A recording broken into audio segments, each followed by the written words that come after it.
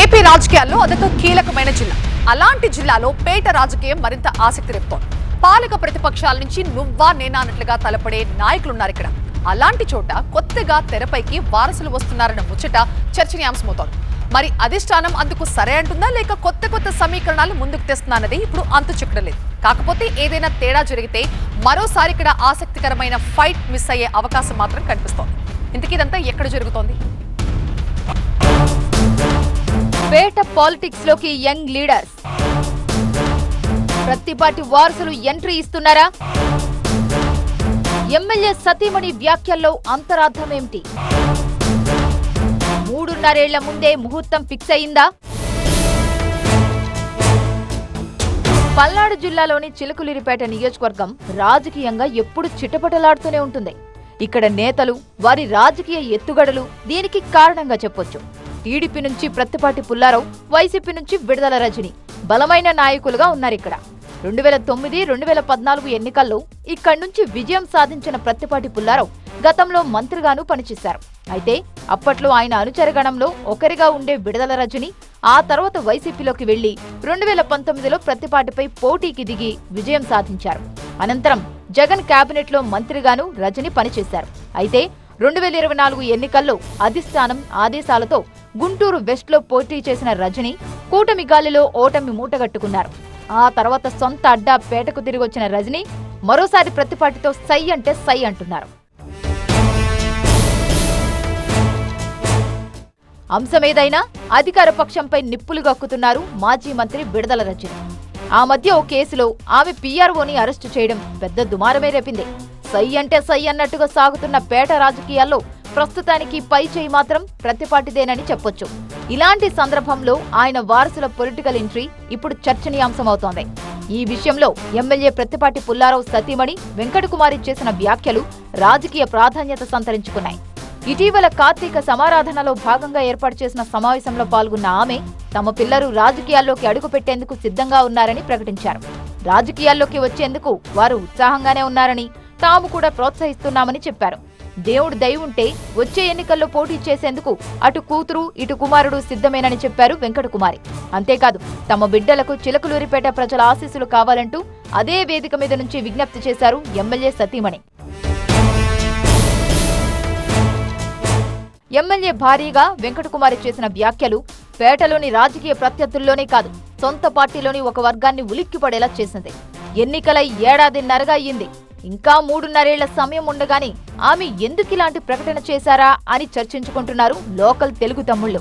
చిలకలూరిపేటలో TDP అభ్యర్థిగా 6 సార్లు పోటీ చేసి 4 సార్లు విజయం సాధించిన ప్రత్తిపాటి పుల్లారావు ఇంకా యాక్టివ్ పాలిటిక్స్ చేస్తూనే ఉన్నారు.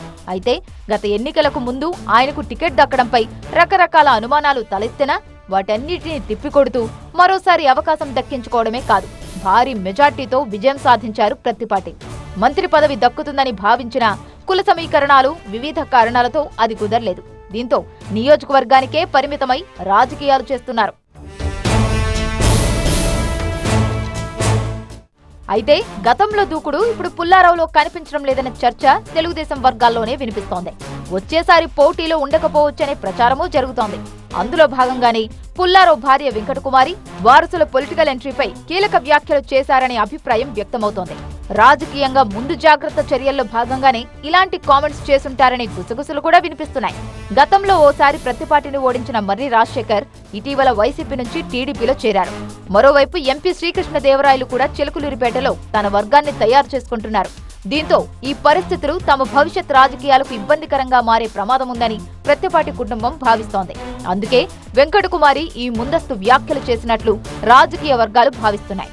తాము కాకుంటే తమ వారసులు పోటీకి సిద్ధంగా ఉన్నామని చెప్పడం అంటే ప్రత్యర్థులకి పక్కలో బల్లాలకి ఒక సిగ్నల్ ఇవ్వడమేనన్న అభిప్రాయం వ్యక్తమవుతోంది.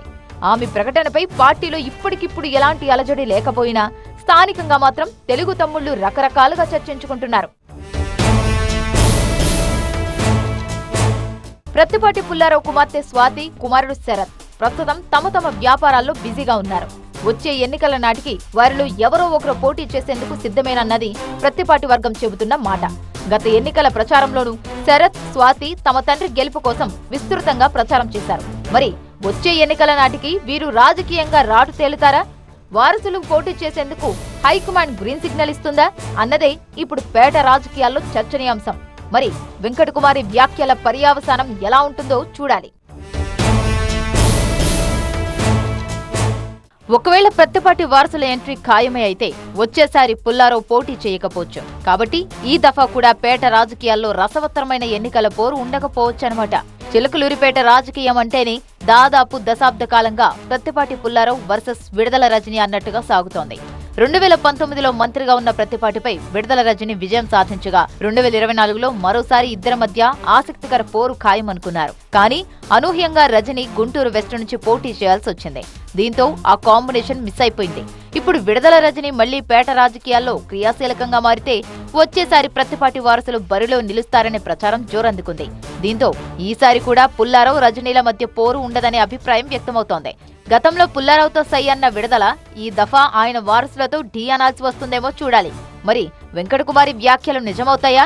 అదే జరిగితే పేట రాజకీయం ఎలా ఉంటుంది అన్నదే ఇప్పుడు రాజకీయంగా చర్చనీయాంశంగా మారింది.